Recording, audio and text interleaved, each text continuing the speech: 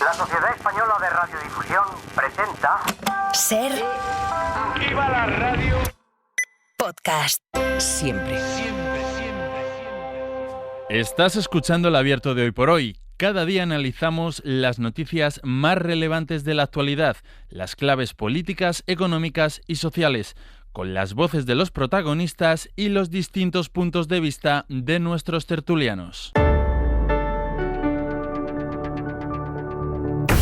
Tiempo para el análisis, tiempo para el abierto en esta mañana de lunes, día de San Juan, post-verbena, post-fiesta de la noche de San Juan, que entiendo que los analistas que me acompañan esta mañana no han celebrado, al menos los que yo veo físicamente, porque están aquí frescos y lozanos. Carlos Sánchez, buenos días. Frescos y lozanos. No hubo verbena de San Juan. Para nada.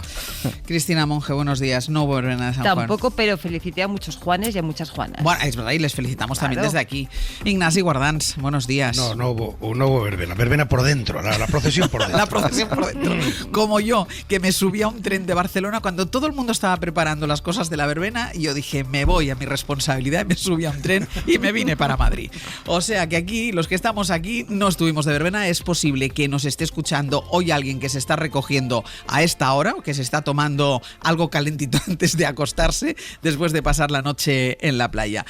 Quiero empezar preguntándoos por un asunto que ha sido polémica en estas últimas horas, porque el viernes empiezan las fiestas del orgullo en Madrid y si han pasado este fin de semana por la capital, y si no, seguro que la han visto en redes o en los medios de comunicación, quizá han visto los carteles que ya están por toda la ciudad promocionando esta fiesta, promocionando el orgullo. Hay polémica con ellos y hay evidentemente también, como no, enfrentamiento político por cómo representan el orgullo, ¿eh? Y es que en el cartel lo que se ve es un zapato de tacón, un condón, una copa de alcohol, flores y un oso de peluche. No hay ni rastro de la bandera LGTB. Radio Madrid, Roberto Torija, buenos días. Hola, buenos días.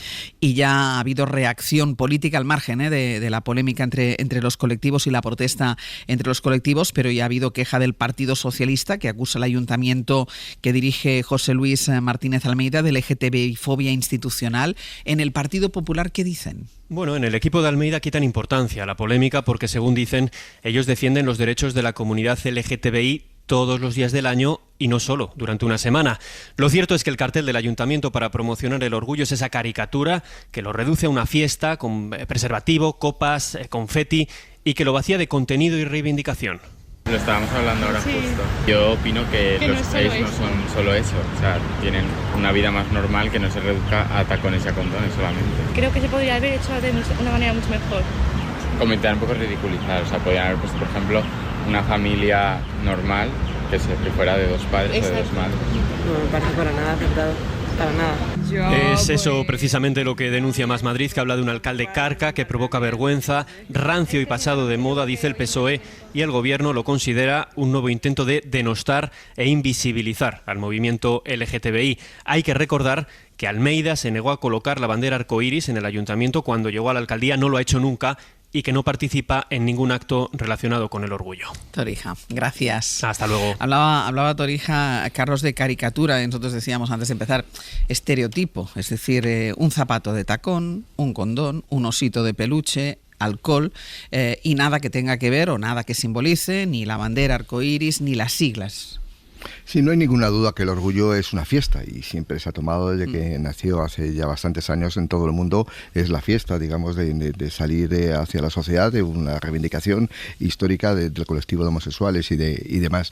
Y por lo tanto yo creo que no hay nada que comentar en tanto sea una fiesta. Pero yo creo que de las instituciones va mucho más allá. Las instituciones tienen que demostrar sobre todo rigor, seriedad y proyectar una imagen de lo que son realmente. Gente integrada en su vida social y que tienen unos días de fiesta, pero desde luego no tiene nada que ver esa imagen frívola con el condón, con los tacones, con el osito, con el alcohol, cosas que realmente son casi infantiles. No entiendo qué le pasa al alcalde de Madrid y qué pasa al PP en Madrid. La verdad que yo creo que está cruzando muchas rayas que no tienen ningún sentido en un partido que es llamado a gobernar, y un partido que históricamente ha tenido y tiene dirigentes del mundo homosexual en sus filas. Por lo tanto, yo no soy capaz, me gustaría que el señor Rodríguez Martínez Almeida se lo tomara en serio ese tipo de cosas y diera alguna explicación a los ciudadanos. ¿Qué le pasa al PP de Madrid? Que realmente es lo más preocupante. Me preocupa menos el cartel, pero lo que me preocupa es qué le pasa al PP de Madrid. Nos recordaba también ahora Torija, como desde que Martínez Almeida está al frente del Ayuntamiento de Madrid,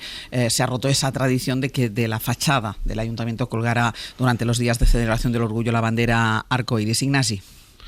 Bueno, el cartel lo primero que me parece es feo. Me parece impresionante. Consideraciones al margen. Que es lo peor que se puede decir. Feísimo, es cutre, o sea, es feo. A partir de ahí ya la categoría política se la dan más hechos, se la da su contenido, que efectivamente es de caricatura, de estereotipo, pero ir un poco más allá. Es decir, si un cartel así ha podido salir es porque el ayuntamiento no habla con nadie, es porque está bunkerizado. Si el ayuntamiento o la parte del ayuntamiento que ha dirigido y ha aprobado esto, pues tuviera el mínimo diálogo sensato con quienes organizan el orgullo, con quienes representan y tienen alguna voz en la comunidad pues LGBT de Madrid, etcétera, pues esto no hubiera ocurrido. Y por tanto esto lo que es un termómetro, que ese cartel haya salido así y que las reacciones hayan sido inmediatas, es un termómetro de la bunkerización y aislamiento del Ayuntamiento de Madrid respecto de una gran parte de la sociedad madrileña a la que dirige desde arriba, desde los despachos, pero sin hablar con ellos, porque si no, este cartel no habría pasado el primerísimo de los filtros. O sea, todos sabemos cómo se hace eso. Uno se imagina una reunión de diseñadores, alguien que trae esta propuesta, gente alrededor de una mesa que dice, venga, pues adelante. Bueno, pues en esa mesa en la que se dijo adelante, es evidente que no había nadie de los que están afectados por la fiesta, ¿no? A mí eso es lo que políticamente me parece representativo, ¿no? Un ayuntamiento absolutamente aislado socialmente de la ciudad a la que debería representar. Cristina. Sí, porque normalmente cuando se hacen estas cosas se intenta hacer también con participación de los colectivos afectados. Es decir, en esa mesa no solamente hay técnicos o no solamente hay diseñadores o gente experta en organizar este tipo de eventos, sino que están también las principales asociaciones o entidades, ONGs o entidades sociales que trabajan esos temas. Y a juzgar por la reacción inmediata que han tenido, no han tenido nada que ver, o sea, no han participado absoluto. Eso es. Claro, pero es que cuando antes, como se comentaba al principio, ¿no? Cuando ya hace años que desde que Almeida es alcalde no se pone la bandera en el Ayuntamiento de Madrid o se retiran muchos de los símbolos que habían sido ya objeto de un consenso bastante transversal. Yo recuerdo en el Ayuntamiento de Carmena que este tipo de cosas no eran solamente algo del equipo de gobierno de Carmena, sino que se consiguió que fuera absolutamente transversal. Probablemente por lo que decía Carlos Sánchez antes, ¿no? El PP sabía, no solamente sabe que por supuesto que tiene dirigentes que pueden pertenecer al colectivo LGTBI, sino que muchos de sus votantes también lo son. Por lo tanto, era absurdo distanciarse de ellos y yo creo que hacían bien, planteando sus principios políticos también para esos colectivos. Todo eso se ha borrado y efectivamente yo creo que ahora mismo lo que queda es, ¿quién se va a oponer a celebrar el orgullo en Madrid? Absolutamente nadie, ¿no? O sea, es inimaginable hoy que un municipio dijera, que un alcalde dijera no se celebra el orgullo, pero sí que es verdad que se deja reducido a la parte más de fiesta, de una gran verbena, de un gran desfile, por cierto, económicamente muy rentable para la ciudad, para ese mismo ayuntamiento. Y para el propio ayuntamiento, efectivamente, y se deja detrás o se deja en segundo plano todo lo que son las reivindicaciones de fondo. No pasa solamente con el mundo LGTBI, pasa también con colectivos feministas. Os recuerdo cada vez que hay que celebrar el 8M lo que ocurre con el Ayuntamiento de Madrid, por lo tanto no es el único caso, pero esta vez se está viendo de una manera clara. Pero lo paradójico es que tanto el PP de Madrid en la comunidad y en el ayuntamiento están vendiendo a la ciudad de Madrid, y tienen razón para ello, como una ciudad abierta al mundo, universal, cosmopolita, que tiene que competir con Berlín, que tiene que competir con París, que tiene que competir con Londres. Yo no me imagino que en Londres el alcalde sea tan cicatero y tan menor para hacer ese tipo de carteles. Es decir, porque realmente es una ventana al mundo, claro, el Día del Orgullo Gay. Y por lo tanto yo creo que tiene que aprovecharlo. Madrid es toda una contradicción y por eso yo me sigo preguntando eso. ¿Qué le pasa al PP de Madrid para ser tan rancio? La verdad, no soy capaz de comprenderlo. Pues también que lo amplíes, ¿eh? No que le pasa al PP en el Ayuntamiento de Madrid, sino que le pasa al PP de Madrid para ser tan rancio. Es también la ampliación. Vamos a hacer una pausa. Y a la vuelta, saben que a las 9 va a estar con nosotros el ministro de Economía, Carlos Cuerpo, y antes vamos a explicarles un informe que ha elaborado un grupo de expertos en Galicia sobre financiación autonómica que, desvela algunas conclusiones que son interesantes, ahora que está en medio la negociación para la formación de un gobierno en Cataluña y hemos empezado a escuchar eso de una financiación singular para Cataluña. El Abierto. Ser podcast. en el Abierto, Carlos Sánchez, Cristina Monge, Ignasi Guardans. Pasado mañana, el miércoles, se celebra en Cataluña el pleno que va a poner en marcha el reloj electoral. Se va a constatar ya definitivamente que ningún candidato está dispuesto a presentarse a ese primer debate de investidura. Salvador Illa sigue pidiendo más tiempo mientras negocia con Esquerra, y ya saben que hablan sobre todo de una posible financiación singular para Cataluña. Y precisamente sobre eso les hemos adelantado a las 7 un informe que ha hecho el Foro Económico de Galicia y que se va a presentar hoy en el Congreso. Radio Galicia, Ricardo Rodríguez, bo día. ¿Qué tal, bo día, Ángels? Es un informe que no menciona explícitamente a Cataluña, pero que sí advierte de que el concierto vasco y el convenio navarro representan una anomalía y que la posible o eventual extensión de este modelo a otras comunidades autónomas, como podría ser Cataluña, podría amenazar la viabilidad de la financiación de todo el país. Sí, esa es una clara advertencia que deja este informe. Ningún otro gobierno central ha renunciado a su control fiscal en una parte del territorio, como sí ocurre aquí en España. Aseguran estos expertos que el concierto vasco y el convenio económico navarro suponen una anomalía sin precedentes en el panorama internacional y dejan esa advertencia. Extender este modelo a otras comunidades autónomas implicaría una redistribución de los flujos fiscales que acabaría por configurar un sistema totalmente diferente del actual y que, en opinión de estos expertos, amenazaría la viabilidad futura del país. No la citan, como decías, pero es una clara referencia a esa financiación singular que el gobierno promete para Cataluña. Sí hablan abiertamente sobre la quita de deuda del 20% que plantea el gobierno para Cataluña y el resto de comunidades autónomas. Dice el foro que no es la panacea, que puede generar expectativas de nuevos rescates y pérdida de credibilidad en los mercados. Una quita parcial, concluyen, sería insuficiente para las autonomías más endeudadas, como es el caso de Cataluña o Valencia. Richie, el documento también hace algunas recomendaciones para mejorar el sistema de financiación, para hacerlo más eficiente. ¿Qué recomienda exactamente? Pues fíjate, Ángels, lamentan que la polarización política aparque debates que son realmente necesarios como este y proponen profundizar en una reforma tributaria para que las autonomías tengan un rol más relevante en la fiscalidad verde o en la gestión de copagos como el sanitario. De ahí, concluyen, pueden salir parte de los fondos que se precisan para incrementar la financiación autonómica. Y hay otra conclusión, Ángels, que yo creo que compartimos todos: la excesiva complejidad y dificultad para que la ciudadanía comprenda el sistema y asigne correctamente las responsabilidades políticas. Vamos, que no hay quien lo entienda. Lo que piden estos expertos es que se haga más pedagogía con el sistema de financiación autonómica. Y una última cuestión: para realizar este informe, los expertos del Foro Económico de Galicia se han propuesto contestar a esta pregunta: ¿qué propondría usted si desconociera la comunidad autónoma en la que le tocará residir en el futuro? Por aquello de que estamos ante un debate con intereses cruzados en función de dónde resides o de dónde tributas. ¿Quiénes son? Pues estamos hablando de este Foro Económico de Galicia, informe que se va a presentar en el Congreso. ¿Quiénes son los expertos que lo han hecho? Se trata del catedrático Santiago Lago, el director del Foro Económico de Galicia. Es una autoridad, una referencia en materia de financiación autonómica en España. Ha formado parte de los comités designados por diferentes gobiernos para analizar el sistema y aportar soluciones. Con él firman el informe los profesores de la Universidad de Santiago, María Cadaval y Joaquín Fernández Liceaga, y Jorge Martínez Vázquez, que es un catedrático emérito de la Georgia State University y uno de los mayores expertos mundiales en federalismo fiscal y en descentralización. Como decías, hoy a las 10:30 van a presentar en el Congreso de los Diputados este informe que lleva por nombre Propuestas para España, la reforma de la financiación autonómica.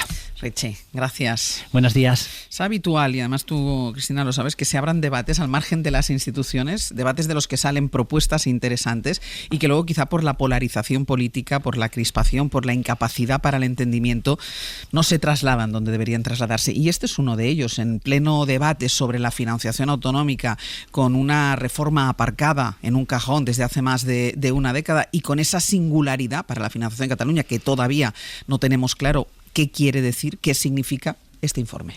Es fundamental. Yo creo que en una sociedad democrática necesitamos foros de este estilo y de otros que proceden de la academia, de la sociedad civil, de gente que está pensando o trabajando sobre cada uno de los temas, que aporten crítica, diagnóstico e ideas y propuestas, ¿no?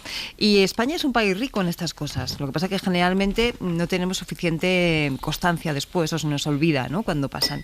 Pero es verdad que cada vez que surge un debate de calado, encuentras a personas que llevan trabajándolo, insisto, desde la academia, desde las empresas, desde la sociedad civil, y que tienen propuestas que poner encima de la mesa. A mí me parece una excelente idea este informe, no lo he leído, no sé más que lo que acabamos de escuchar ahora, pero esto es un debate de fondo que, además de una determinada orientación política, tiene también un componente técnico muy importante. Y necesitamos tener esa formación técnica, ese debate técnico, y después cada cual, en función de su perspectiva ideológica, adoptar unas posturas u otras. Pero necesitamos a expertos que nos expliquen la complejidad de la fiscalidad, que, como se comentaba, es un tema que es muy difícil hacer llegar. No entienden. Es muy difícil hacer llegar. Incluso estudiantes de los últimos cursos de carreras de ciencias sociales y demás también tienen problemas muchas veces con las cuestiones fiscales, y en realidad es como la esencia de la política muchas veces. Pero necesitamos esa explicación técnica, necesitamos un buen diagnóstico, necesitamos comparar modelos. Por lo que se ha dicho de este informe, entiendo que tiene un capítulo dedicado a comparar diferentes modelos de financiación en función del modelo de organización territorial del Estado, con los distintos tipos de federalismo o diferentes tipos de Estado, etcétera. Y después, a partir de ahí ya, efectivamente, que cada cual, desde su perspectiva ideológica y política, tenga su posición y se entre al debate. Pero un buen proceso de debate o de deliberación democrático necesita de la aportación de este tipo de informes. Ignasi. De este y de otros, que sí. Probablemente veremos muchos más. Ignasi. Bueno, de entrada me sumo a la felicitación del hecho de que se produzcan este tipo de informes que serenan el debate, ¿no? Y le quitan ese punto de locura que tiene el debate político español, en el que cualquier cosa que se diga pues se interpreta efectivamente si va a favor de los tuyos o contra los tuyos, y antes de pensar nada pues te vas a apuntar a un lado al otro y vas a insultar a quien ha hecho el informe si suena favorable o contrario según corresponda a los tuyos. Es una histeria colectiva en la que tenemos metido el debate político, que hace imposible razonar o discutir temas tan complicados como este, ¿no? A partir de ahí, sobre el fondo del tema, creo que tiene razón, y que además tiene tanta razón que es que eso ya no está ni sobre la mesa hace tiempo, más que en manos de algunos que no, o en boca de algunos que tienen muy pocas posibilidades de decidir nada, ¿no? El cupo no es generalizable, el concierto no es generalizable, y ese debate está terminado. Eso reduciría la hacienda estatal a una especie de organismo internacional financiado por cuotas de sus miembros, ¿eh? Eso es muy sencillo de explicar. O sea, como un club de socios. Sí. La generalización del concierto significaría reducir efectivamente, algo que ni siquiera la Unión Europea, que ya tiene recursos propios, que ya hace tiempo que y va cada vez más en esa propia dirección, porque no puede permitirse ni siquiera algo como la Unión Europea, no te digo nada, un país más o menos federal, porque lo somos aunque no nos llamemos así, pues pretender que sobreviva en función de lo que cada uno de sus miembros decida aportar a fin de año o a fin de quinquenio, ¿no? Por tanto, el esquema del concierto como tal no puede ser. Tampoco puede ser por la forma como se calcula, que como todos sabemos es tremendamente compleja, pero por ponerle también a los oyentes uno de los elementos complicadísimos y cada vez más complicados de gestionar ahí se calculan los depósitos bancarios, por ejemplo. Por poner un ejemplo entre muchos, en ese cupo. Los depósitos bancarios y la territorialidad de los depósitos bancarios, ¿no? Bueno, pues, como es decir, agárrame el cubata, es decir, claro, con la banca virtual, etcétera. Por tanto, hay 1000 elementos y es uno entre muchos, competencias no ejercidas que de hecho no asumidas del todo o a medio transferir, que todavía asume el Estado. Es imposible esa generalización. A partir de ahí, yo lo que sí que animaría a todos los foros como ese, algo ha hecho pero todos los foros que existen en España, todos los catedráticos de España, a todos, a no dedicar tanto tiempo a lo que no es posible y a dedicar más tiempo a lo que sí es posible, y a dar ideas, y a poner ideas sobre la mesa, y a ver si conseguimos un consenso de sociedad civil y sociedad civil económica, sociedad civil profesional, sobre la reforma del sistema de financiación, que de alguna manera se acaba imponiendo en el debate como una alternativa viable, porque lo que está claro es que lo que hay no funciona, eso lo acepta absolutamente todo el mundo, nadie puede salir en este momento, en el año 2024, diciendo que España tiene un sistema de financiación que funciona. Ese también es un punto de partida, igual que el anterior. El cupo no es generalizable, lo que ya no funciona. Y a partir de ahí, pues vamos a ver cuál es el sistema que puede establecerse. Nadie ha encontrado uno perfecto, obviamente yo tampoco lo tengo, no tengo claro que ese concepto de singularidad como tal sea estrictamente indispensable, pero sí es evidente que la situación catalana es distinta de la de otros. No es única, pero es distinta a la de otros, por los servicios que presta, y no tanto por razones políticas, sino por los servicios que presta, por la población, por la riqueza que genera, etcétera. No es única, pero es distinta. Por tanto, En resumen, sí animaría que todo aquel que igual puede hacer análisis para criticar lo que no puede ser, dedique sus energías a explicarnos lo que sí podría ser, a ver si construimos un consenso. Carlos. Sí, solo hay una cosa que está más caducada que el Consejo General del Poder Judicial, que es la financiación autonómica. Que es decir, se aprobó en el año 2009, tenía que haberse revisado en el año 2014, ha pasado una década y no se ha hecho absolutamente nada. Y por lo tanto, bienvenido este tipo de informes, por supuesto. Para mí me preocupa una cosa, y yo creo que es algo que hay que reseñar. Es la costumbre de plantear el modelo de financiación autonómica vinculado al País Vasco y Navarra. El convenio y el concierto están en la Constitución y no hay nada más que decir. No hay nada más que decir, porque estamos permanentemente cuestionando la propia Constitución, lo hacemos muy poco favor a España como estructura territorial. Hay que asumir que esa es una realidad. ¿Es una anomalía? Será una anomalía, pero lo dice la Constitución. ¿Y el Foro Económico de Galicia lo considera una anomalía, ¿eh? Los expertos lo consideran anomalía. ¿Pero qué hacemos? A partir de esa anomalía, ¿reabrir el debate? ¿Volver a rascar listas? Quiere decir, otra vez quitarles el fuero, quitarle los derechos históricos, aunque estén plasmados en la Constitución. Yo creo que hay que asumirlo y punto. No mezclar la financiación autonómica con el tema vasco y navarro. Están ahí y no hay nada más que decir.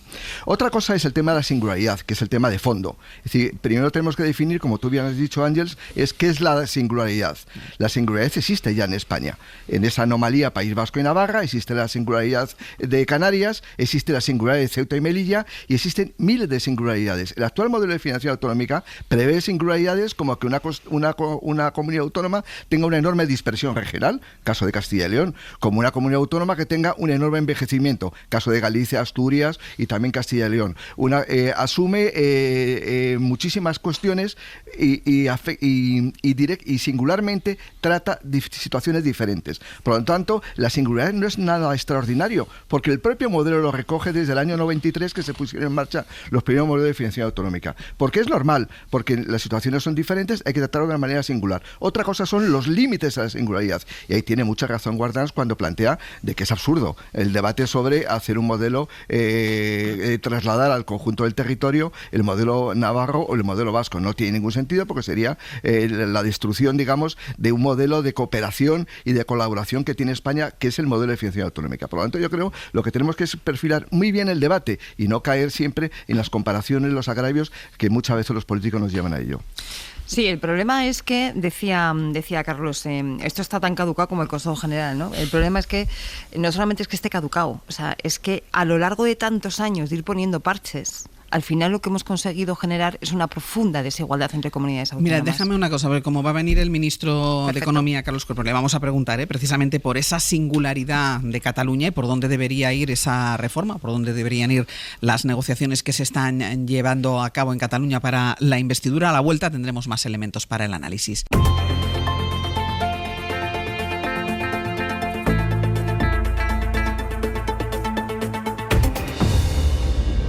En el abierto, Carlos Sánchez, Cristina Monge, Ignasi Guardans, y nos acompaña ya a esta hora el ministro de Economía, Carlos Cuerpo. Ministro, ¿qué tal? Muy buenos días. Buenos días, muy bien. Bienvenido Hoy por Hoy, que es el primer día que le tenemos aquí sentado. Ministro, termina el miércoles el periodo de sesiones antes del verano en el Congreso. Hay sesión de control. ¿Ya sabe usted si tiene pregunta del Partido Popular? Esta semana no la tendré. Además, es que estoy de viaje. Voy de viaje oficial a Ucrania, con lo cual esta semana va a ser más difícil. A ver si esta semana iban a preguntarle. Justo. Qué casualidad, ¿no? ¿Por qué piensa usted que no le preguntan? Bueno, yo creo que queda claro, ¿no?, que hay temas que quizás son para la oposición más difíciles de poner sobre la mesa y la buena evolución, el buen momento de la economía puede que sea uno de ellos. Veníamos hablando en la tertulia de esta mañana de la financiación autonómica, del informe que ha elaborado un grupo de expertos en Galicia, y hablábamos de la financiación singular a Cataluña, que es lo que está en la base de la negociación para la posible formación de un gobierno en esa comunidad autónoma. Seguimos sin aclararnos, ministro, ¿qué quiere decir singular? Bueno, aquí cuando estamos hablando de la reforma del sistema de financiación, que es una de las más complicadas, tanto política como técnicamente, no olvidemos que hay un elemento técnico también por debajo que es muy difícil. Hay dos grandes dimensiones. Una es, diríamos, la suficiencia de los recursos que tienen que tener todas las comunidades autónomas para ser capaces de llevar a cabo precisamente el gasto y las competencias que les hemos dado. Y luego hay un elemento relacionado con la multilateralidad, ¿no? El hecho de que es un pastel el dinero que tenemos entre todos que hay que repartir entre las distintas comunidades autónomas y por lo tanto la negociación también tiene que tener un elemento de inclusión de todas ellas en el debate, y ahí está precisamente el Consejo de Política Fiscal y Financiera, que es donde se debe desarrollar y que ya ha anunciado la vicepresidenta primera y ministra de Hacienda que va a convocar en el mes de julio. ¿Hay tantas singularidades como comunidades autónomas? Es decir, si hablamos de una financiación singular para Cataluña, ¿podríamos hablar también de una financiación singular para Castilla-La Mancha, por ejemplo? Bueno, una cosa que aprendes o de la que te das cuenta cuando vas viajando por las distintas comunidades autónomas es que todas efectivamente consideran que hay algún elemento singular en cuanto a su naturaleza, ¿no? Ya sea por la extensión, ya sea por la concentración de población, ya sea por las competencias que tienen asignadas, y este es precisamente el marco en el que nos tenemos que mover, y yo creo que el elemento de suficiencia de recursos y de negociación multilateral permiten avanzar también en cuanto al cumplimiento de esas singularidades. ¿Y qué se puede hacer o cómo se puede hacer desde el Gobierno para que no se confunda, y es algo que veníamos hablando antes con los analistas, para que no se confunda singularidad con agravio? Bueno, de nuevo, yo creo que el hecho de que sea una discusión donde todas las comunidades estén presentes y tengan voz es la mejor manera de asegurarnos de que efectivamente no hay nadie que se sienta finalmente agravado. Solo tres autonomías son contribuyentes netos: Madrid, Cataluña y Baleares. ¿Se sostiene el modelo si Cataluña paga menos? Hay otra dimensión que yo creo que es muy importante también, otro vector, que es el elemento individual. El hecho de que los contribuyentes de mayor renta al final son aquellos que más acaban pagando a Hacienda, y este es un elemento de progresividad que es inherente al sistema. Cuando miramos la contribución de las comunidades autónomas también tenemos que empezar a mirar el hecho de que aquellas comunidades con contribuyentes más ricos por defecto también pues tendrán que contribuir más al sistema, igual que pasa a nivel europeo, ¿no? Cuando hablamos de unos países frente a otros. ¿Tiene fuerza parlamentaria suficiente para sacar adelante una reforma del sistema de financiación? Bueno, esto es yo creo que es la pregunta del millón en cuanto a la dificultad política de sacar adelante, porque no solo es un elemento, diríamos, de equilibrios en el Parlamento, sino es un elemento también de equilibrios en cuanto a las distintas comunidades autónomas y al impacto o a la importancia que tiene ese vector, donde muchas veces hay comunidades que están dirigidas por un partido político distinto al que está en el gobierno central. Y aquí tenemos que tener en cuenta ese equilibrio doble, ¿no? Equilibrio entre sectores, el Estado y las comunidades autónomas, pero también esa negociación a nivel de las comunidades y luego llegar al Congreso, es decir, un triple salto mortal que hace, y yo creo que demuestra la dificultad de llevar a cabo este tipo de reformas, pero que tenemos o para la que tenemos que sentarnos y empezar a poner propuestas sobre la mesa y negociarlas y dialogarlas. Pero ¿qué les hace pensar que puedan sacarla adelante? Porque además si están prometiendo, si se promete a Cataluña una financiación singular, eso pasa por una reforma del sistema de financiación, ¿qué les hace pensar que pueden tener los apoyos suficientes para sacarla adelante? Bueno, estamos, yo creo que en un buen momento, o tenemos una buena ventana de oportunidad por delante para negociar una reforma del sistema de financiación. En los últimos años hemos tenido la mayor financiación de las comunidades autónomas de la última década y media, con unos recursos que les han permitido precisamente hacer frente a pandemia y a la época pospandemia sin tener esa necesidad de sobreendeudamiento que tuvieron tras la crisis financiera. Yo creo que esto nos posibilita, nos permite también ir empezando a pensar en que este es un buen momento para sentarnos y redefinir esos vectores de financiación a nivel autonómico y también a nivel local. ¿Qué se puede hacer? Una de las conclusiones del Foro Económico de Galicia, que hablaba precisamente de la financiación autonómica, que se presenta este mediodía en el Congreso de los Diputados, hablaba de la necesidad de pedagogía para que los ciudadanos entiendan qué es esto de la financiación autonómica. ¿Qué se puede hacer desde el Gobierno? Bueno, este es, yo creo que uno de los elementos fundamentales, porque muchas veces en la discusión diríamos que hay un argumentario o que no llega a los ciudadanos o que es muy difícil de explicar o demasiado simplista en cuanto a se nos debe o pagamos demasiado poco o no somos capaces de enfrentar. Y yo creo que aquí el tener un elemento didáctico, efectivamente, de educación a la ciudadanía de qué supone ahora mismo el estado de bienestar, cómo se está financiando y cómo las comunidades autónomas autónomas están contribuyendo precisamente a que esto se desarrolle a través de ese gasto, puede ser una vía también para aliviar esas fricciones políticas, ¿por qué no? Déjeme que le pregunte por otro asunto que ha estado sobre la mesa estos días, y es el anuncio que hizo el Gobierno de prorrogar la reducción del IVA a los alimentos básicos durante 6 meses, la reducción del 0%, que lo anunciamos aquí, al IVA del aceite. ¿Habrá más cambios en la lista de productos que se puedan beneficiar de estas rebajas? Bueno, mañana veremos las medidas ya finales, pero sí que me gustaría resaltar la coherencia precisamente de esta medida con todas las actuaciones que hemos venido haciendo en materia de escudo social, de protección de ciudadanos y empresas de este coste de inflación que hemos tenido en los últimos 2 años y medio. Yo creo que aquí, conforme vamos viendo que los precios se van moderando, la inflación poco a poco va volviendo a ese nivel, del 2%, que es el objetivo del Banco Central Europeo, todavía tenemos algunos ámbitos donde sigue por encima, y uno de ellos es el de los alimentos, donde tenemos todavía, pese a que va cayendo, una inflación por encima del 4%. Seguimos necesitando ese alivio a los hogares, y en concreto en algunos productos que se han visto incluso más impactados, como es el aceite de oliva, y ahí vamos a hacer además un esfuerzo extra bajándolo también al 0%. Y ahora, ministro, que están bajando los tipos de interés, ¿prorrogarán el escudo hipotecario que está vigente hasta diciembre?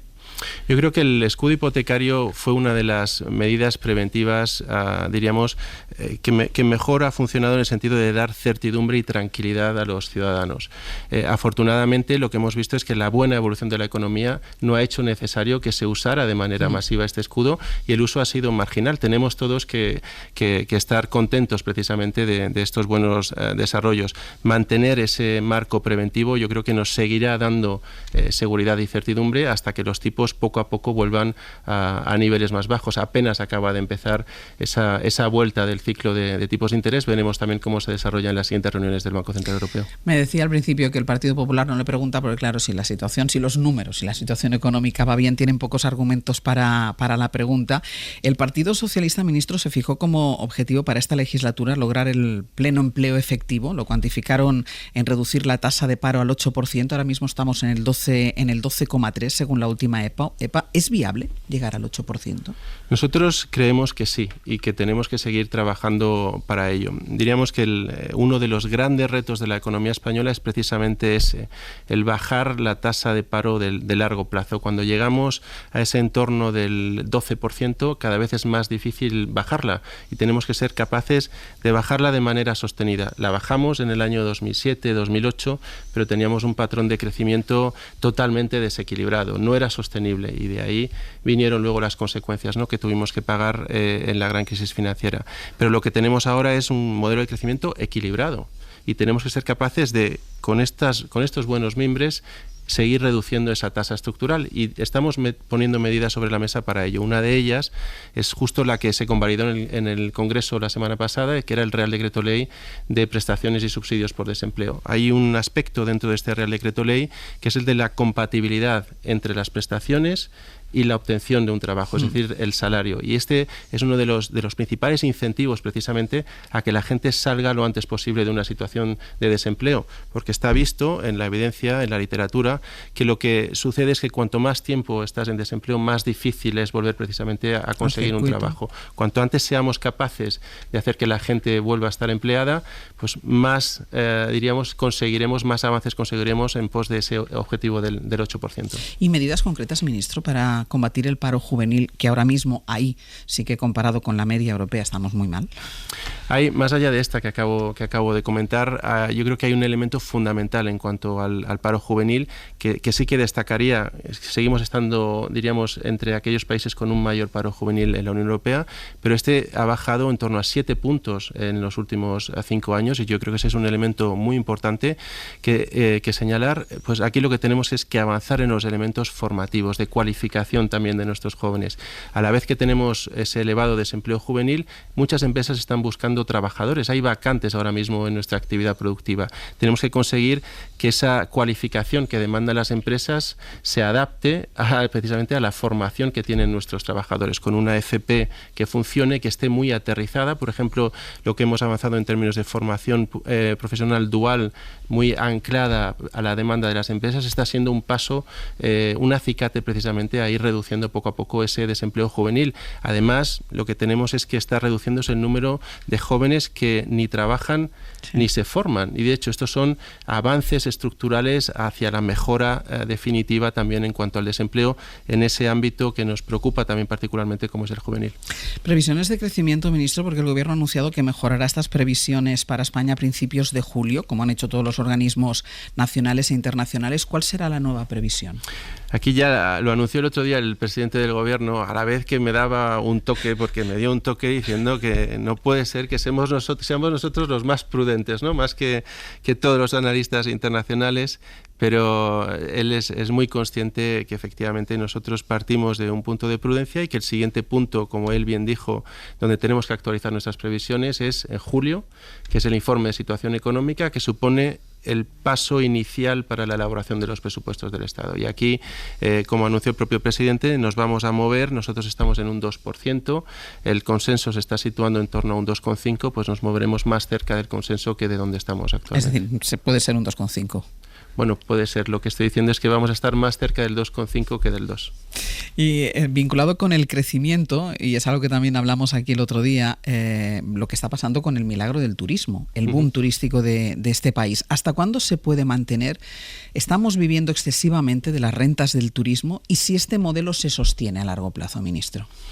Sí, varios comentarios aquí. El primero es que cuando miramos los datos de ese boom del turismo, e incluso el propio Banco de España en su informe anual señaló, en su informe trimestral último señaló también algunas características, es más sostenible que el que teníamos anteriormente por dos características. Uno, los turistas que están viniendo no están llegando solo a las costas, diríamos, hay una mayor diversificación de los lugares de llegada, mucha mayor concentración que antes, por ejemplo, en el norte de España, y esto, de nuevo, esa mejor distribución territorial asegura una mayor sostenibilidad, y además tenemos una mayor también diversificación del lugar de origen de estos turistas. Estos son dos elementos importantes de cara a asegurarnos que puede mantenerse este impacto hacia adelante. Luego también tenemos, evidentemente, sobre la mesa, y esto es el ministro de Turismo, Industria y Turismo, el ministro Ereu, el encargado de ello, actuaciones para seguir modernizando y dándole valor añadido a esos servicios turísticos que provee España. Y luego además, y esto me gustaría señalarlo, España o el crecimiento no es solo turismo. Cuando miramos el buen comportamiento del sector exterior, evidentemente la balanza turística nos está ayudando, pero los servicios no turísticos también están suponiendo un elemento diferencial, y esto está asociado principalmente a cómo se está modernizando la economía española. En conversación con el ministro de Economía, con Carlos Cuerpo, hablando del boom del turismo, de si es un modelo o no sostenible, y usted me decía, no solo hay que mirar el turismo, hay que mirar también la importancia y el peso que tiene en la economía los servicios no turísticos. ¿De qué estamos hablando? Bueno, estamos hablando de servicios como los servicios financieros, servicios también de acompañamiento a empresas. En general, cuando miramos, por ejemplo, otra forma de ver el impacto de la modernización de la actividad productiva es ver cómo está evolucionando el empleo. El empleo está evolucionando muy bien, tenemos más de 21,1 millones de afiliaciones ahora mismo, pero la calidad de ese empleo, ¿dónde ha crecido de manera diferencial? Pues en actividades relacionadas con las telecomunicaciones, la informática, todo lo que tiene que ver con esos servicios de mayor valor añadido ha subido hasta un 50% en los últimos 5 años. Yo creo que es otra señal clara precisamente de la calidad de este patrón de crecimiento. Es decir, que no todo el empleo va a parar al sector servicios. Exacto, va a parar a sectores de alto valor añadido, dentro o fuera del sector servicios, también a la parte industrial, porque hay un enorme esfuerzo que se está haciendo precisamente por fomentar estas industrias de futuro. Ministro, llevamos 2 semanas sin gobernador del Banco de España. ¿Cuándo van a proponer al sustituto de Pablo Hernández de Cos? Bueno, esperamos que en las próximas semanas podamos tener ya un nombre sobre la mesa. ¿Están negociando con el Partido Popular? Nosotros, y además desde el principio yo he sido muy claro en esto, estamos abiertos a negociar la dupla relativa al Banco de España, pero también esto es un marco de negociación o de acuerdo institucional que va más allá de una institución. Tenemos que tener un marco precisamente que nos ayude, que nos apoye a renovar el resto de instituciones, ya sean económicas o no. La parte económica tenemos la Comisión Nacional de los Mercados y la Competencia, es decir, la CNMC, tenemos la CNMV que vendrá también a final de año, es decir, hay hay muchas instituciones que se van a ir renovando de manera periódica y por lo tanto necesitamos un marco donde haya esa confianza, ese respeto institucional para irla renovando. Pero existe ese marco, ministro, y se lo digo porque ya no son instituciones económicas, sino instituciones judiciales como el Consejo General del Poder Judicial, y vemos que después de 5 años y pico es imposible la negociación. Es más fácil negociar en lo económico. Bueno, aquí el propio presidente del Gobierno dijo también hace unas semanas que nos poníamos un plazo para reflotar ese marco. Estamos dentro de ese plazo, yo creo que nos tenemos que dar esa posibilidad. ¿Y si acaba esta semana y no hay novedad? ¿Qué tiene que pasar? Bueno, vamos a ir poco a poco, ¿no? Paso a paso, pero nosotros, como le decía, estamos con toda la buena disposición precisamente para que este marco conjunto se renueve y las novedades que vengan sean buenas. Y en las instituciones que le competen a ustedes, si vuelvo al gobernador del Banco de España, ¿hay negociación abierta? ¿Hay negociación posible? Yo creo que hay negociación posible, como le decía, en un marco en el cual entremos a hablar de todas las instituciones. Esto lo que no puede ser es lo que los británicos llaman un cherry picking, ¿no? Es decir, que yo elijo aquella institución que quiero que se renueve porque me convenga. No, tenemos que establecer un marco recurrente, como le decía, porque van a seguir viniendo. Lo que pasa es que la teoría es muy buena, pero luego hay que aterrizarlo y llevarlo a la práctica, ministro. Bueno, eso esperamos hacer en las próximas semanas. ¿Cuál es su relación o cómo es su relación con el BBVA? Pues muy buena. Y tenemos, tanto con el propio BBVA como con el resto de entidades financieras. Yo tengo una relación personal y profesional desde el Ministerio de Economía excelente. Ya diríamos que en mi cargo anterior como secretario general del Tesoro tenía, diríamos, una interacción casi continua con todo el sector y las relaciones son estupendas. ¿Le han convencido de las bondades de la OPA sobre el Sabadell? Bueno, esto tuvimos, diríamos, un plenario la semana pasada en el marco de las jornadas de periodistas de información económica, donde estuve con el presidente del BBVA, y nosotros, o lo que yo hice es volver a remarcar cuáles eran nuestras preocupaciones. Y nuestra principal preocupación gira en torno al hecho de que tras esta posible fusión pudiéramos tener un excesivo nivel de concentración en el sector, demasiada poca competencia que genere efectos, diríamos, perniciosos para los clientes financieros. Y una última cuestión. ¿Han decidido ya si van a modificar y de alguna manera, tiro del hilo de lo anterior, los impuestos a la banca o a las energéticas? Aquí, antes de nada, me gustaría, diríamos, recordar las discusiones que hubo al principio, ¿no? Cuando se planteó que esto iba a suponer ni más ni menos que un perjuicio para la economía porque se iba a descabalgar, ¿no? Se iban a descabalgar las cuentas y la solvencia de las entidades financieras. Y yo creo que hoy todos podemos estar de acuerdo en que esos gravámenes han sido equilibrados y han venido a ser un éxito en cuanto a que han permitido que estas instituciones y también el sector energético contribuya de manera más justa a esa financiación del escudo social del que hablábamos antes, y además ha sido compatible con sus mejores cifras de la historia. Y ahora ese elemento de equilibrio en el funcionamiento, en este caso del sistema tributario, es un elemento fundamental de cara también ahora que estamos poniendo sobre la mesa la permanencia de este gravamen hacia adelante. Y en este caso yo creo que cuando hablamos de la permanencia del impuesto a las energéticas o del impuesto a la banca, pues tenemos que tener en cuenta el conjunto de objetivos de política económica. Por ejemplo, en el caso del impuesto a las energéticas, la importancia de las inversiones en materia de renovables, y en el caso de la banca un elemento tan importante como es la evolución del ciclo de tipos de interés, por ejemplo, que comentaba anteriormente, ¿no? Entonces es en este marco en el cual además habrá que pasar por el Congreso y por la mayoría de los partidos para ser capaces de dejar este impuesto de manera permanente. ¿Otra negociación, ministro? Otra negociación. Nos encantan las negociaciones. Muchísimas gracias por haber estado con nosotros y muchísima suerte. Muchas gracias a vosotros.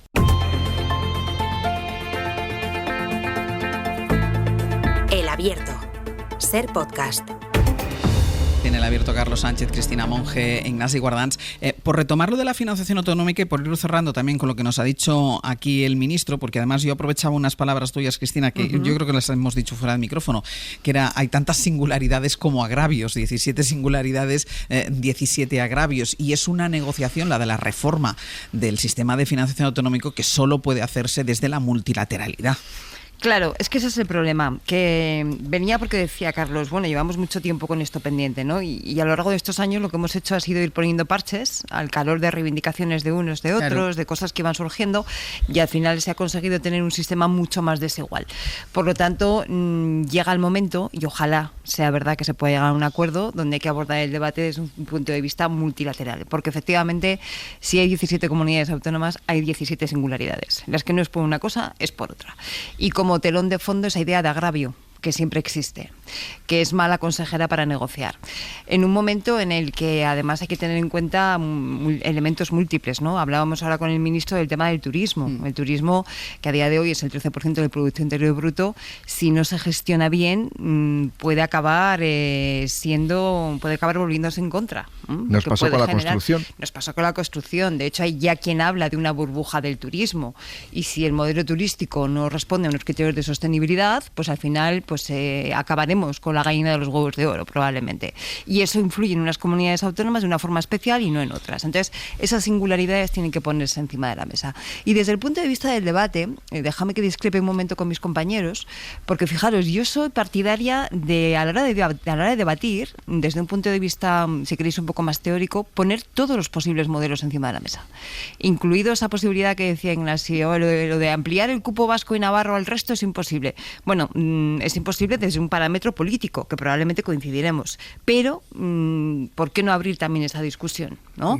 O decía Carlos, bueno, es que hay cosas como precisamente la del cupo navarro y vasco que ya no se pueden tocar porque están en la Constitución. Bueno, abramos también esos debates. No porque tengan ninguna probabilidad de llegar de ser un punto de acuerdo, ni mucho menos, sino por la necesidad de poner encima de la mesa todas las posibilidades a la hora de plantear un modelo de financiación que dé respuesta a las carencias que hoy vemos, ¿no? Yo creo que desde el punto de vista, por lo menos teórico, tenemos que tener todos los modelos encima de la mesa. Ignasi. No, pues efectivamente, Cristina, eso es un punto de discrepancia simpática de buena mañana, porque... Bueno, en algo tenemos que discrepar, Ignacio. No, pero primero yo discrepo de la propia etiqueta que le pones. Cuando yo digo que el concierto no es replicable, no es multiplicable, no es un análisis político, es un análisis económico. Yo no soy economista, habrá otros que lo fundamentan mucho mejor, empezando por el informe con el que empezábamos esta conversación, ¿no? Pero no es algo político. Además, cuando se dice algo político, y es interesante, creo que te ha salido en el subconsciente, nos puede salir a todos, la etiqueta política significa es negociable, mientras que lo demás es que es como objetivo y grabado en piedra. Pero como es político, dice, bueno, pues si nos sentamos lo arreglaremos. Mire usted. Cuando yo hablo de político quiere decir ideológico. No, exactamente, decir, ideológico. Que parte exactamente. De un constructo ideológico sí, que cada cual de acuerdo, tenga. de acuerdo. Pues, y por tanto es algo, como es ideológico, significa que en función de que tenga más votos o menos, lo podrá hacer de una manera o de otra. Y yo creo que no, sinceramente creo que no, que es algo conceptual. Un Estado no puede depender solo de lo que le aporten sus partes. Y eso no es un tema ideológico, es un tema fundamental, esencial, estructural, llámalo como quieras. Y por tanto, un Estado que depende, más allá de la fórmula de cálculo, que se podría discutir si esa teórica réplica del modelo de concierto vasco a otras comunidades significaría también la réplica de la fórmula del cupo, porque es verdad que una cosa es el concepto mismo de concierto y la otra es cómo se calcula el cupo.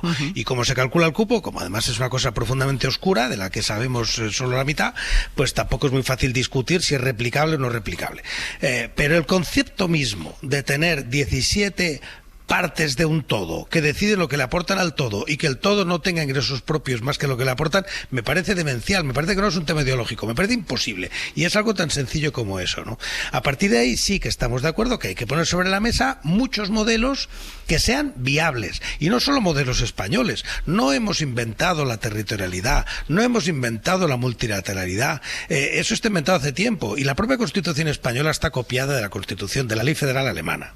Y eso lo sabe muy bien. En parte, en muchos sitios, pero especialmente en el elemento territorial. Nos inspiramos, copiado no, pero nos inspiramos muy fundamentalmente de la ley fundamental alemana. ¿Por qué no estamos mirando más de cerca la financiación de Alemania?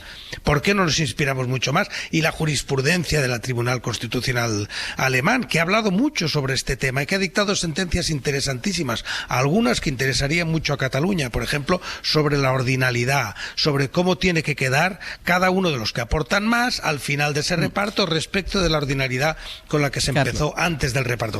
Hay muchas cosas, muchos modelos, y sí estamos de acuerdo que todos los viables, y la réplica del concierto no lo es, pero todos los demás viables, los nuestros y los que hayan utilizado otros sistemas federales, hay que ponerlos sobre la mesa. Sí, porque aquí los matices, como tantas otras cosas, son muy importantes. Que decir, una cosa es hablar, poner otra vez en cuestión, digamos, la disposición adicional famosa de la Constitución y reabrir el debate sobre si navarros y vascos tienen que tener una singularidad fiscal.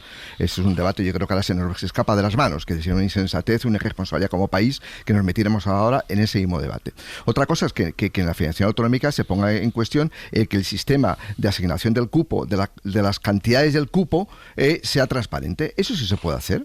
Y eso todos los gobiernos deberían haber tenido obligación de hace muchos años de decir a la opinión pública cómo se calcula el cupo. Eso sí se puede poner en debate, pero lo que estamos hablando inicialmente era cuestionar el principio fundamental, que es que lo que dice la Constitución. Y luego yo creo que en este debate también hay un matiz muy importante. Es decir, uno de los déficits que tiene el modelo de financiación autonómica actual es que no se ha avanzado casi en la corresponsabilidad fiscal. Las comunidades autónomas gastan prácticamente el 70% de sus ingresos tienen que ver con transferencias del Estado.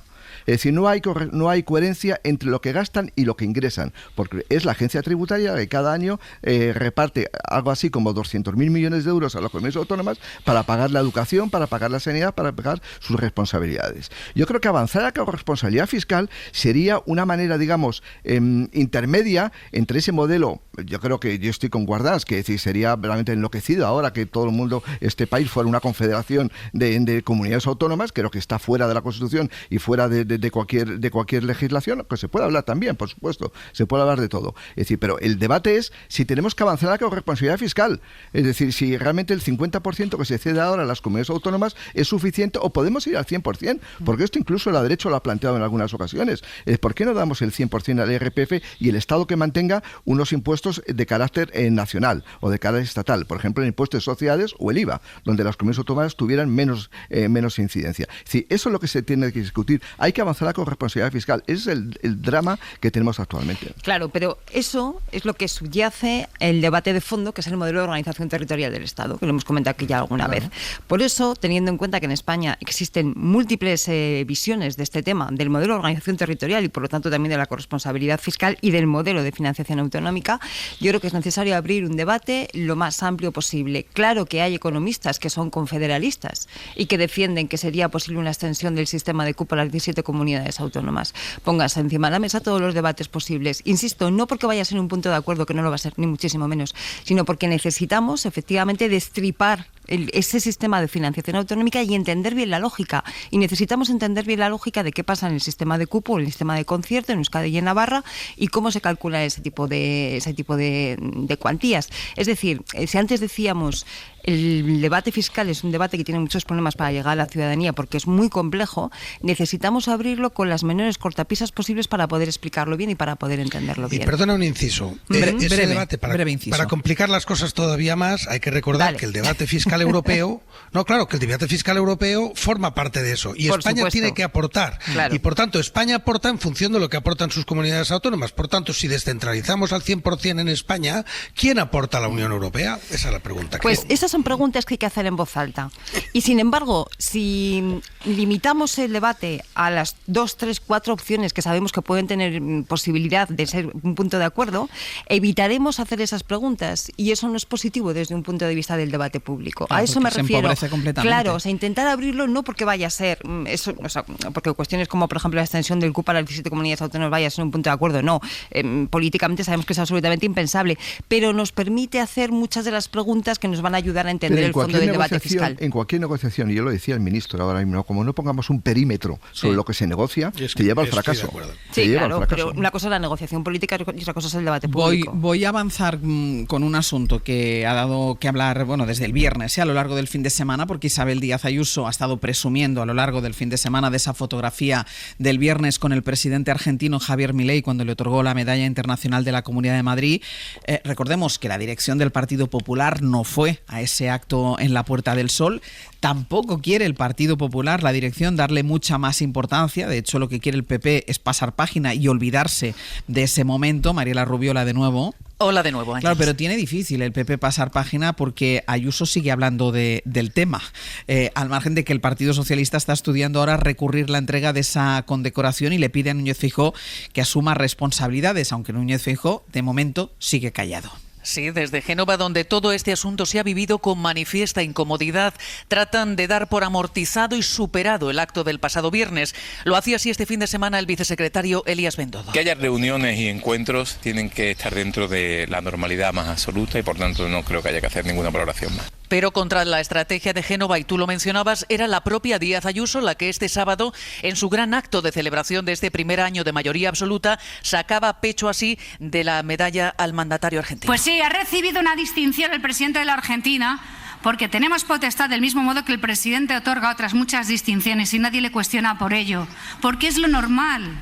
No he visto al presidente de la Argentina insultar a España ni al rey. Sí he visto a la mitad del gobierno hacerlo. Sí que lo he visto con otros gobernantes dictatoriales y populistas en América. El gobierno, por su parte, incide en el silencio absoluto de Feijóo sobre este asunto. María Jesús Montero pedía al líder del PP que rectifique y se separe de lo que llamaba la provocación agresiva de Ayuso y Milei. Vamos a escucharla. Pedir respeto, lealtad institucional, cumplimiento de la ley a la presidenta de Madrid, que es la responsable que en el día de ayer hayamos asistido a este discurso que evidentemente rompe las bases de nuestra Constitución.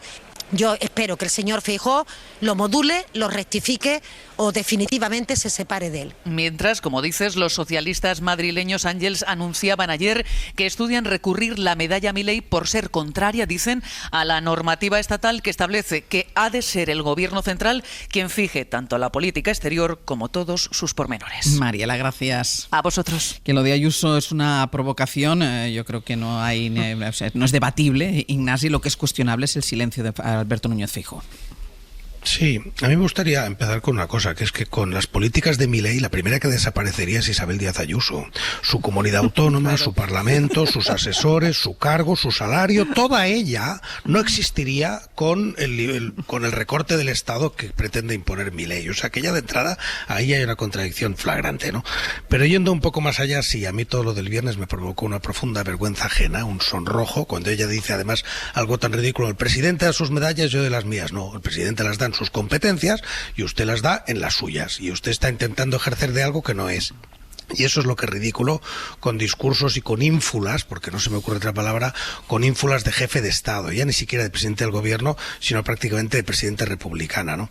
Y combinado con ínfulas de telepredicadora. O sea, el tono de Isabel Díaz Ayuso combina una especie de imagen de presidenta del gobierno, de jefe del Estado, con un tono de telepredicadora latinoamericana que no hace más que crecer y que intenta ocupar ese espacio de la derecha ultra, en el que se incluya a Vox y a una versión del PP que es ultra, y por tanto quien tiene un problema es por supuesto el Partido Popular. Lo tiene el gobierno en el sentido de la gestión de la política exterior, pero lo tiene el Partido Popular, no solo Feijóo, lo tiene Moreno Bonilla, por poner un ejemplo, O sea que claro, si esta mujer se acaba haciendo como de hecho lo está haciendo con el liderazgo del Partido Popular, pues Moreno Bonilla también tiene un problema, porque su política es radicalmente distinta de esta, ¿no?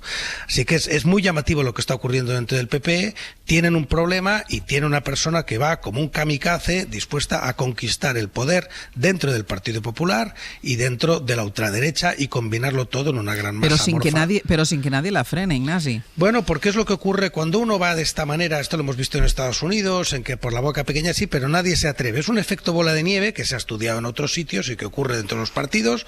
Ocurrió, no, en ese sentido no es nuevo, y utiliza métodos, ella o quienes le asesoran, utiliza métodos perfectamente probados y testados, que cuanto mayor es la burrada que dices, más difícil es rebatirla y más difícil es ponerte enfrente, porque entonces da la sensación de que, de que niegas, de que le estás atacando, ¿no?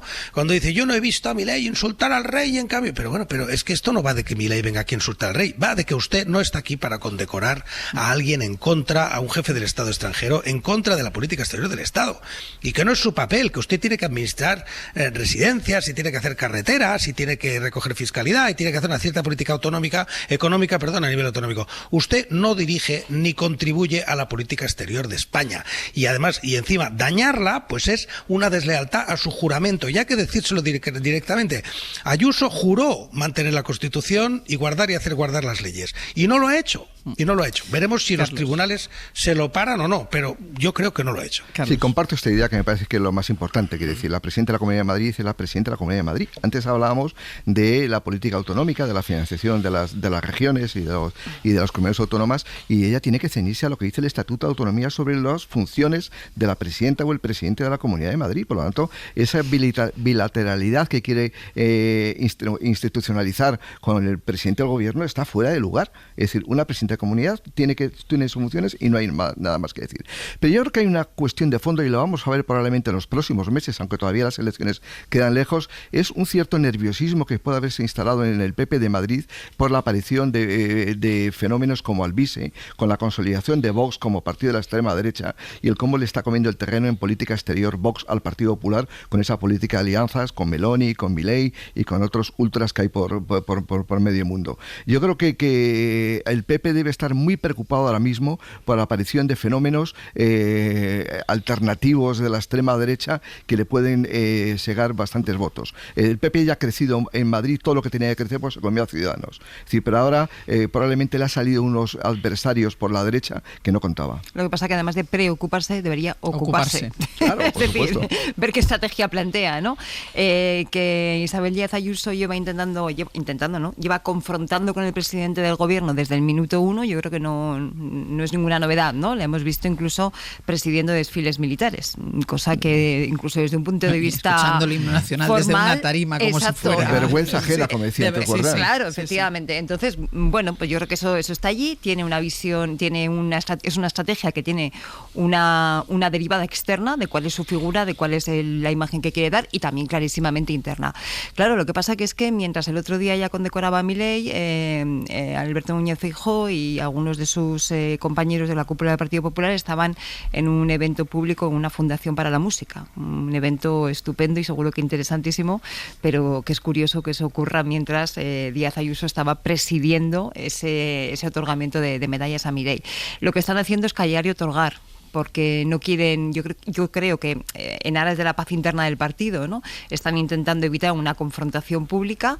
Internamente no sé cómo están, pero lo que está claro es que el que calla otorga. Y poco a poco la imagen pública efectivamente que se está haciendo el Partido Popular está más cerca de Ayuso que de la posibilidad que podría tener Alberto Núñez Feijóo. Pues mira, ya que hablamos de Isabel Díaz Ayuso, en unos minutos, en 10 minutos, a partir de las 10 de la mañana, está previsto que declare ante la jueza su pareja. Está imputado por 2 delitos de fraude fiscal y de falsedad documental. El mes pasado ya se pospuso la declaración a esta mañana. Se acordarán que González Amador fue a los juzgados con peluca para que la prensa no lo pudiera reconocer, no lo pudiera localizar. En las puertas de los juzgados está Alfonso Gea. Alfonso, buenos días. ¿Qué tal? Buenos días, Barceló. ¿Ha llegado ya la pareja de Ayuso? Bueno, pues por lo que parece está dentro desde hace tiempo, aunque no hemos podido acceder porque los juzgados están hoy completamente cerrados, no al público, pero sí evidentemente a los medios de comunicación. Estamos aquí en la puerta y por lo que sabemos él ya se encontraría en el interior, de hecho su abogado y los abogados también de las acusaciones, principalmente representados por la Acción Popular que ejerce Más Madrid, ya están en el interior. ¿Qué podemos avanzar? Bueno, por parte de las acusaciones, principalmente de Más Madrid, nos han confirmado que no han recibido por ahora ningún tipo de acuerdo. Por cortesía deberían de haberlo recibido, pero jurisdiccionalmente no. Se lo pueden entregar en los próximos minutos y analizarlo y tomar una decisión. Primero declarará Alberto González Amador y luego será el turno de los 3 empresarios del sector ganadero en Sevilla, en la provincia de Sevilla, y de ese cuarto empresario también de origen mexicano que la última vez no se presentó en España para declarar, para ponerse a disposición de la justicia española. Bueno, pues veremos lo que da de sí la declaración y veremos si vemos a la pareja de Isabel Díaz Ayuso. Ojea, gracias. A vosotros, hasta luego.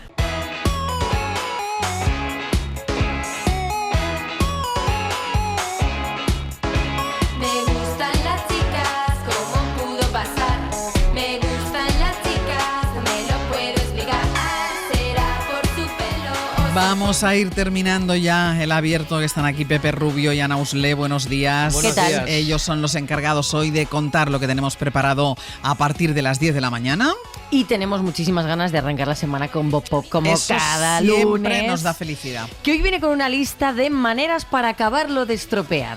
va a darnos ejemplos de comentarios que se dicen como para arreglar la situación, pero ya que la acaban de rematar. Por ejemplo, si es que hoy no se puede decir nada, y ya hay el redoble, ¿no? Si es que yo soy así. Claro. O ahora que estábamos escuchando la letra de la canción, si es que los bisexuales tenéis el doble de posibilidades.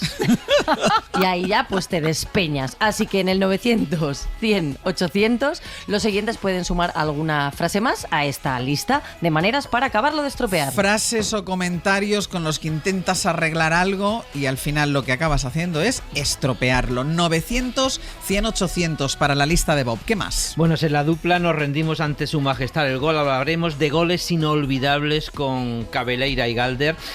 Goles como el que le metió, por ejemplo, el Málaga al Nasti de Tarragona en el último, en el minuto 124, que para mí es inolvidable. Por ejemplo, ¿no? Por ejemplo, por lo que sea. A los del Nastic les queremos mucho, ¿eh? Sí, pero yo, claro, es una cosa loca lo que pasó el sábado. Bueno, pues vamos a hablar de goles inolvidables, ya que tenemos a la Eurocopa, tenemos a la Copa América, tenemos tantas competiciones en marcha y estamos todo el mundo viendo fútbol. Goles. Luego, en territorios improbables, vamos a saber cómo en 1930 movieron un edificio de 8 plantas de 11.000 toneladas, lo consiguieron girar 90 grados con los trabajadores dentro y sin tocar nada, o sea, sin cortar luz, ni agua, ni teléfono, ni nada de nada. No sé cómo se hace eso. Ahí lo descubrirá Pedro Torrijos a las 11. Bueno, y en mitos vamos a hablar hoy del lenguaje de los jóvenes. Pero de los muy jóvenes. De los muy jóvenes. Tienen un lenguaje que no entendemos. Por ejemplo, si a un joven le preguntan por hoy, probablemente si le gusta mucho este programa dirá pec, por el culo. ¿Vale? ¿Sí? ¿En serio? Sí, exactamente. Hay que actualizarse. Y por ejemplo, a mí cuando me dicen, oye, me encanta Ángel, el editorial de las 8, yo digo, sirviendo, coño. Sí. ¿En serio? ¿En serio? Sí. Y estamos todos fuera de juego ya, ¿no? Eso, si tú entras en redes sociales, ves editorial de las 8 de Ángeles Barceló y debajo pones sirviendo, coño. Pero son cosas, pero cuando digo muy jóvenes, es muy jóvenes, porque ya, además como estos son como modas, yo diría, ¿no? Cuando la que vas cumpliendo años te vas despegando de las modas anteriores. Pero fíjate que yo estaba tranquila porque tengo un hijo adolescente que decía, me mantiene actualizada, pero veo que ya no. Pues tú llámale hoy, y dile pec. ¿Y qué me puede pasar? No lo sé, tú pruébalo.